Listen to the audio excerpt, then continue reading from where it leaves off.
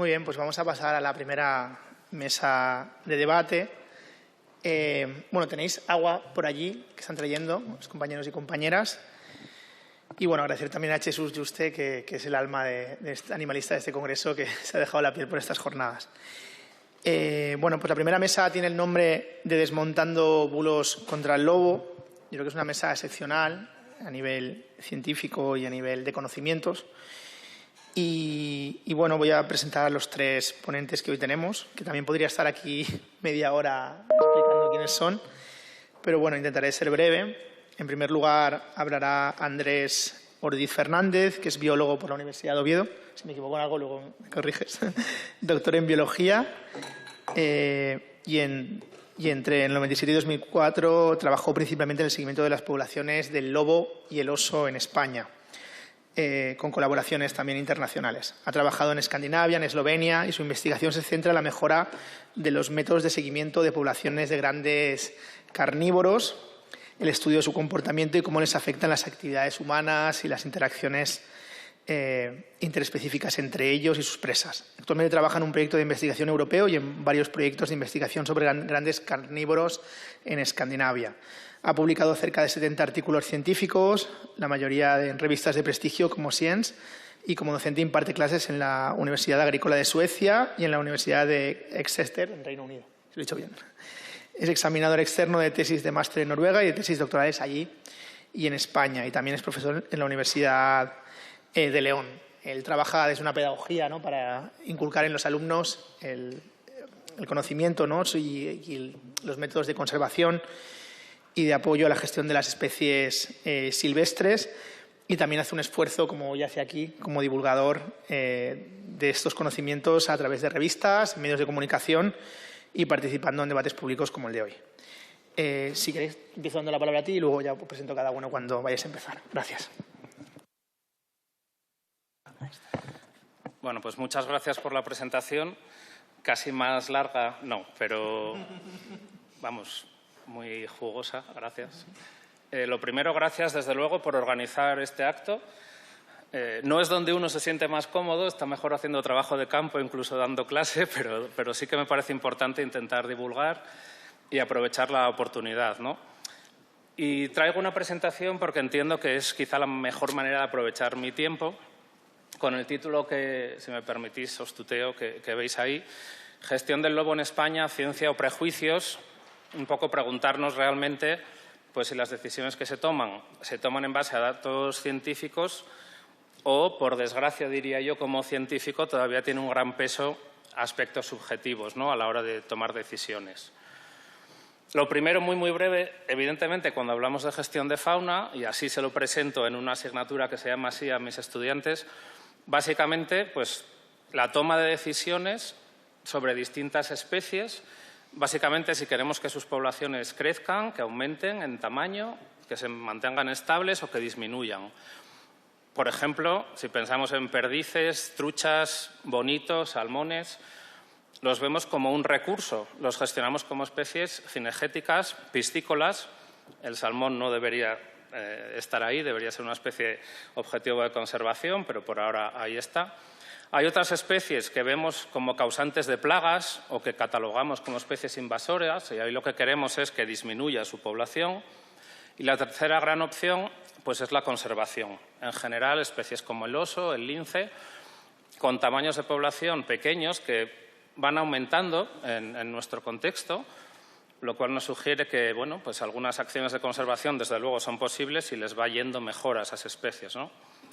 Y luego hay especies, ahí voy metiendo ya al lobo, que quizás son más susceptibles de verse influenciadas por ese componente subjetivo que también tiene la gestión de fauna.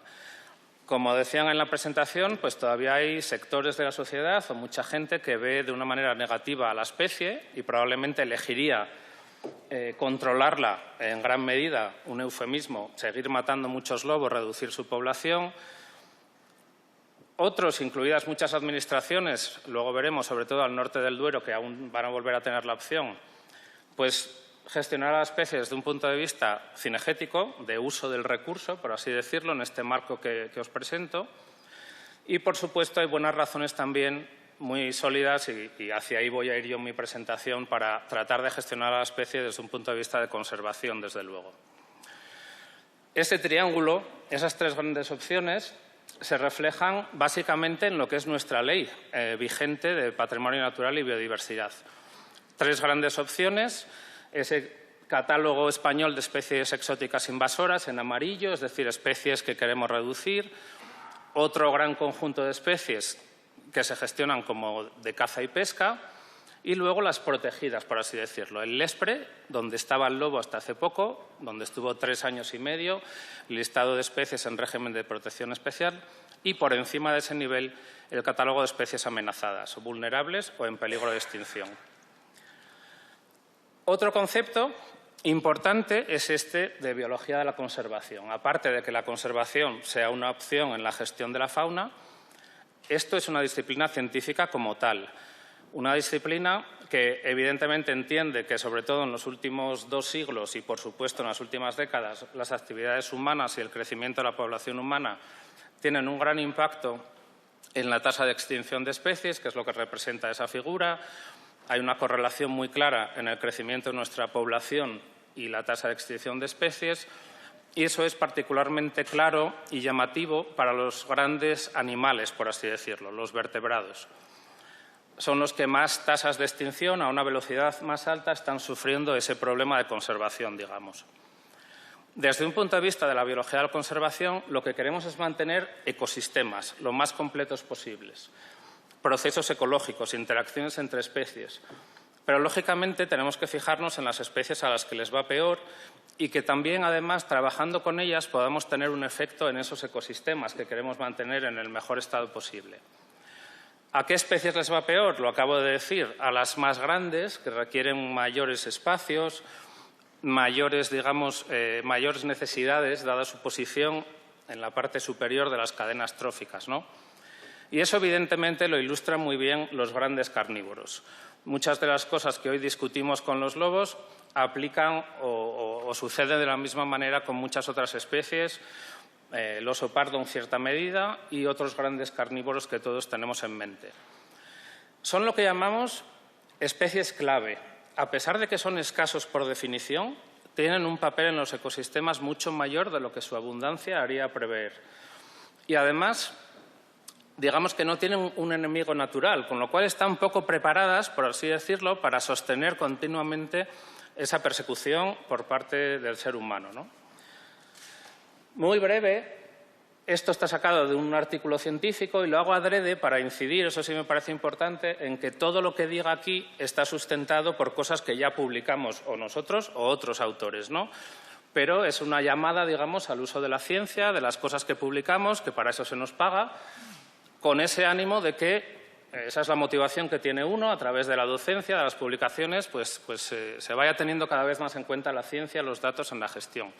Básicamente, sin entrar aquí en detalles, por la izquierda de esta figura, digamos, estaría el efecto directo que tienen los grandes carnívoros en los ecosistemas. El mecanismo de ese efecto es la depredación, por ponerlo muy simple. Se comen a otros animales, regulan las poblaciones de jabalíes, de corzos y, a su vez, eso, por la otra vía, pues tiene efectos indirectos. Incluso podemos llegar a ver cambios en algunos sitios en la estructura de la vegetación, dependiendo de que haya carnívoros que se comen a un cierto número de ciervos, de jabalíes, de corzos, o que no los haya. Puesto así, muy brevemente. Yo encantado, al final está mi correo electrónico si alguien quiere tener estos trabajos. ¿Qué sucede? Que ese mismo mecanismo que conduce, digamos, o que es la razón por la que los carnívoros son importantes en los ecosistemas, es la fuente de conflicto, porque a veces matan animales domésticos, digo a veces porque luego voy a dar algunos datos sobre daños, y desde luego eso tiene un coste enorme para estas especies en ambientes humanizados, pues como todos los de Europa y, por supuesto, en la península. Como veis ahí, del orden del 80-90% de la mortalidad de los grandes carnívoros, no solo del lobo, es causada por el hombre. Y puede ser caza legal, como la foto de arriba a la izquierda, de un oso en Suecia. Puede ser un supuesto accidente investigado por la Guardia Civil, abajo a la izquierda, un caso de una osa con crías, además muerta en la montaña palentina en una batida de jabalí. Y, por supuesto, por furtivismo. furtivismo que ocurre independientemente de que estén protegidas o no las especies. Y aquí, pues, tristemente, pude elegir muchísimas fotos. Pues tengo dos de Asturias, de una cabeza de lobo por un lado, de un cacho de cola y una cabeza en otra foto, y de un oso en el centro, de los radiomarcados y soltados en Pirineos, envenenado con anticongelante, untando una carroña.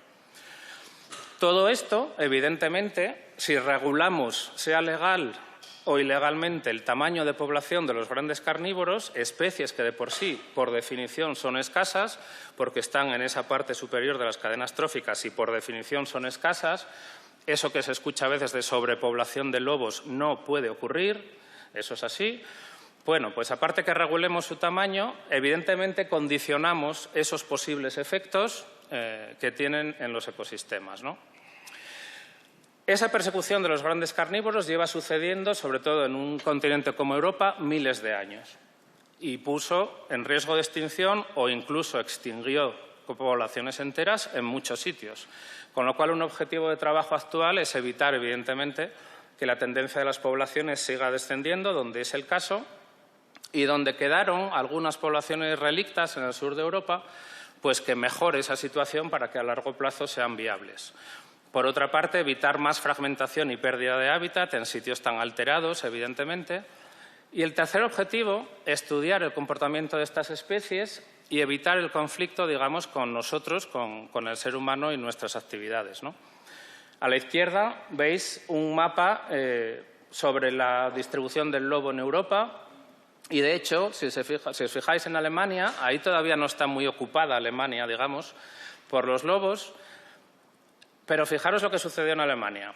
Lo que vais a ver aquí, se puede ver en una animación, pero lo voy a pasar así con 4 imágenes, es lo rápido que se está recuperando la población de lobo en Alemania. Aquí vemos 2010-2011 y había 7 grupos reproductores, que es básicamente la unidad con la que se trabaja. Es de lo que hablamos. Cuando se hace un censo aquí hablamos de 300 manadas o ahora, pues por lo visto, de 333. Pero es de lo que hablamos, ¿no? Un animal social que vive en manadas es lo que más fácil nos resulta contar. Bueno, pues en Alemania había 7 grupos reproductores en 2010-2011. Esta sería la situación en 2015-2016, 47 grupos reproductores 5 años después. Casi se multiplicó 7 veces en 5 años. 133 grupos reproductores en 2019. Acordaos que veníamos de 7 en 2010.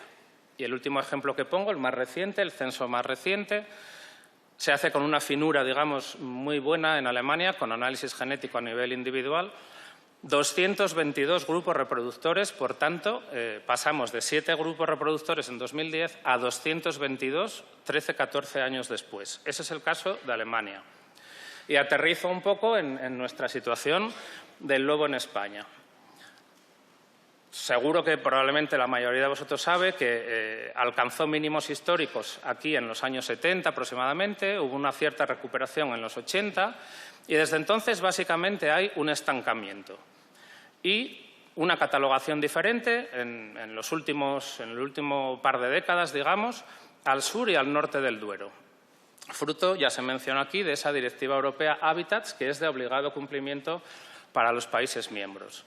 Se ve mejor quizá en este mapa. Básicamente, al norte del río Duero, en función de los anexos en los que estaba metida, digamos, la especie, pues las comunidades autónomas podían decidir utilizar la caza como herramienta de gestión. Y al sur del Duero, no. Estaba, digamos, con un nivel de protección más alto. ¿Qué sucede?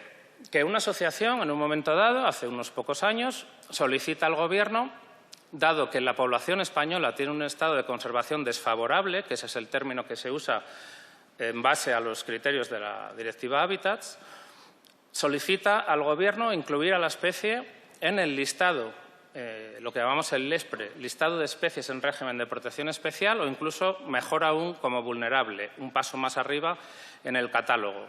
Es importante, por si alguno no lo supiera, que esto es un proceso reglado, que hay un formulario en el que cualquier ciudadano o asociación que tenga información capaz de rellenar ese formulario, digamos, puede solicitar esa inclusión de una especie o ese otorgamiento de protección a una especie, ¿no? Eso es importante que se sepa. Es un proceso reglado que se siguió y que llevó, como vamos a ver ahora, a que el Ministerio decidiera incluir al lobo en ese listado de protección en septiembre de 2021. A nivel práctico, eso implicaba que no se podía ya utilizar la caza como herramienta cinegética en todo el territorio, en toda el área de distribución de la especie. Los criterios que se utilizan para valorar si esa inclusión debe tener lugar o no, esa catalogación o ese otorgamiento de protección a la especie, digamos que se traen de normativa internacional, están aprobados en el BOE y, en concreto, esta asociación aludía a un criterio que dice que si una especie ha sufrido una fuerte reducción de su rango de distribución histórico, y en ese sentido se entiende que haya perdido al menos el 50% del área de distribución en los últimos 100 años, incluso aunque se estuviera recuperando, pero no ocupe aún al menos el 50% del área histórica, digamos, podría ser ya solo por eso, digamos, con ese criterio vulnerable. El caso es que la especie se metió en el LESPRE, por debajo de ese catálogo, digamos, pero eso ya significaba que no se podía cazar. Septiembre de 2021. Todo este proceso, vuelvo a insistir, está detallado en un artículo científico, si alguien tuviera el interés en leerlo, ¿no? Ese listado, así lo llamamos de manera coloquial, esa inclusión del lobo en ese listado de protección, generó reacciones, digamos, muy diferentes. Por parte de la comunidad científica, por ejemplo, como la razón para no incluirlo en un nivel más alto de protección en el catálogo fue que, según el Ministerio, pues no había, digamos, una buena base de información sobre lo que era el área de distribución histórica de la especie con el que comparar la situación actual, pues una serie de biólogos de la Estación Biológica de Doñana hicieron un estudio, lo publicaron, sobre cuál era el área de distribución en 1850 y la actual. Es un poco complejo el modelo, si alguien tiene interés, después o cuando sea se explica, pero básicamente ellos estimaron con distintos escenarios, de una manera muy conservativa, muy prudente, pues estimaron que básicamente el 68, de hecho 70% de reducción, una reducción de esa magnitud en lo que era el área de distribución del lobo actual respecto a la histórica. Es decir, el lobo perdió mucho más que la mitad de lo que era su área de distribución. No sé si me explico, ¿no? Sí. Solo con eso sería suficiente para reconsiderar, incluso aumentar el nivel de protección de la especie. Por otra parte, como bien sabéis, hubo muchísimas reacciones políticas, incluso desde antes, ¿no?, de que fraguara, digamos, la inclusión del lobo en el listado. Básicamente, pues todas las comunidades autónomas donde se podía cazar el lobo, al norte del Duero, llevan desde entonces quejándose porque entienden que era la manera adecuada de gestionar a la especie. Mientras tanto, ¿qué pasa en Europa estos 2 o 3 últimos años? Bueno, pues en septiembre de 2023, la presidenta de la Comisión se descuelga y dice, bueno, esto está literal sacado de una nota de prensa de la Comisión, que ella urge a las autoridades locales a hacer uso de las derogaciones, de las excepciones, para flexibilizar la gestión del lobo. Otro eufemismo, porque flexibilizar en la literatura científica en gestión significa bajar el nivel de protección. Razones. 2. Una, según ella, en esa nota de prensa, evidentemente no un artículo científico con datos, en esa nota de prensa, pues que en algunas zonas de Europa ya hay una concentración de grupos de lobos que podría causar muchos daños al ganado y que incluso podría ser peligroso para el ser humano. La verdad es que es triste escuchar este tipo de cosas porque hay informes pagados, contratados a agencias de investigación, en este caso una de Noruega, que periódicamente saca unos informes sobre el potencial riesgo que puedan suponer, en este caso concreto los lobos, al ser humano. No hay ni un solo caso letal de ataque letal de la especie a ningún ser humano en Europa en lo que llevamos de siglo y, de hecho, desde que está erradicada la rabia de Europa occidental. Un poco por contraste, estoy de acuerdo, como no, en que el perro es el mejor amigo del hombre, así se suele decir, pero los perros causan unas cuantas muertes de seres humanos solo en España, cada 2 por 3, si me permiten decirlo. Hay datos y simplemente pongo ahí algunas noticias, ¿no?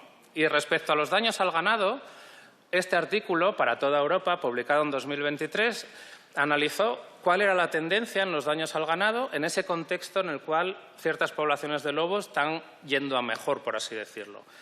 Y la gran conclusión Básicamente, en amarillo es donde aumentaron los daños, en azul donde no, a pesar de aumentar las poblaciones de lobo.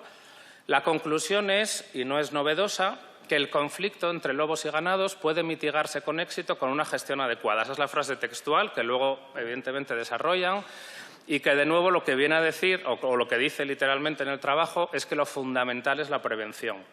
Evidentemente, muchas veces es más fácil decirlo que luego conseguir que no haya daños. Si hay grandes carnívoros, algunos daños al ganado va a haber. Luego vamos a ver datos para aquí. No voy a tardar de hecho es la siguiente diapositiva. Pero la clave es prevenir. Prevenir, y ahí hay que intentar a lo mejor ser novedosos. Me encanta escuchar que se va a intentar, digamos, ir con nuevas líneas de financiación a lo mejor en ese sentido, porque la clave es la prevención del ganado, de los daños al ganado. ¿Que es más fácil con un tipo de ganado que con otro? Por supuesto, pero que la clave pasa por ahí, no hay ninguna duda.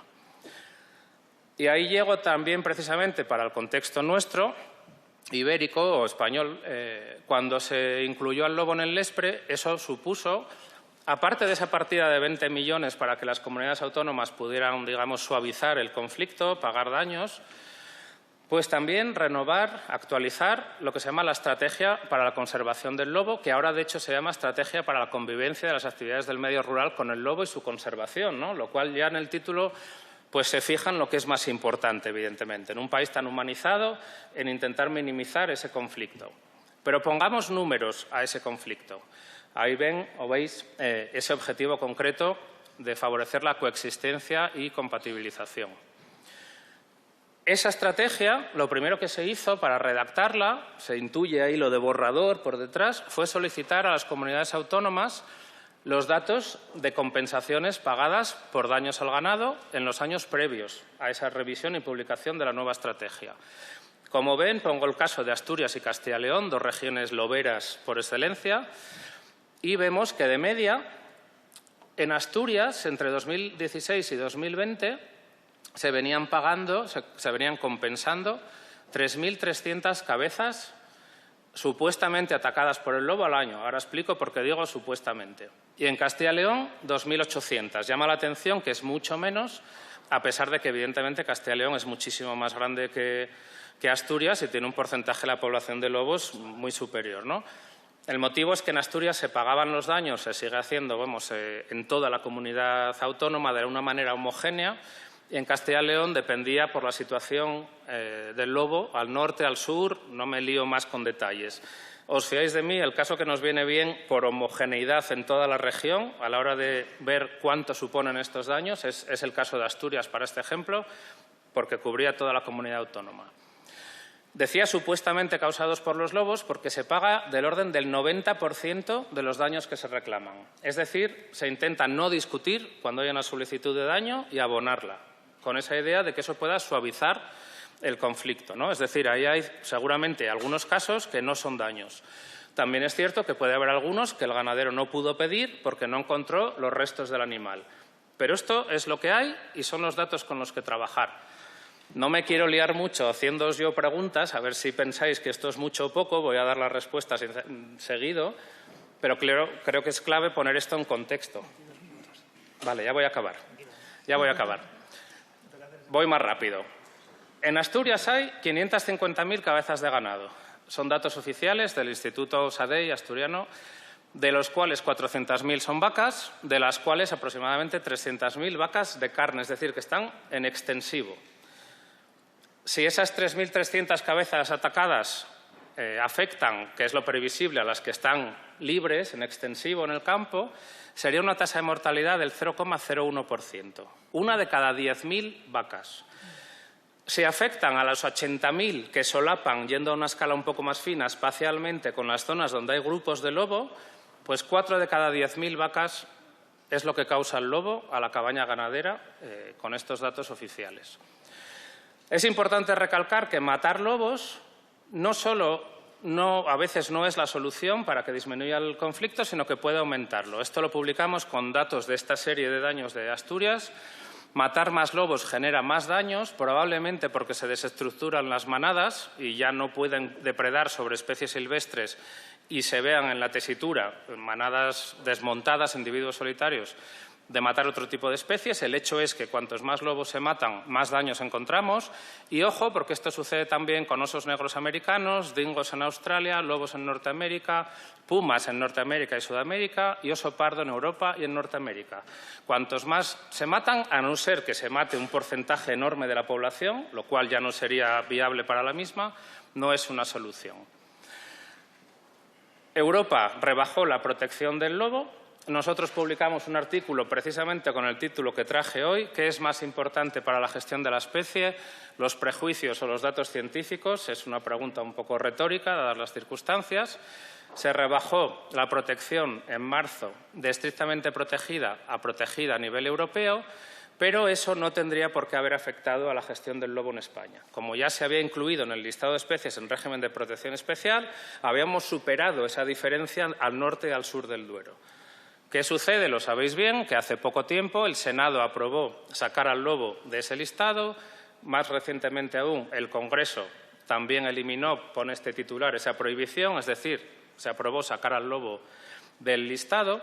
Y es muy curioso, recientemente, creo que fue el secretario de Estado, cuando se estaba a punto, que salió hoy el nuevo censo, decía que en España hay menos lobos que linces.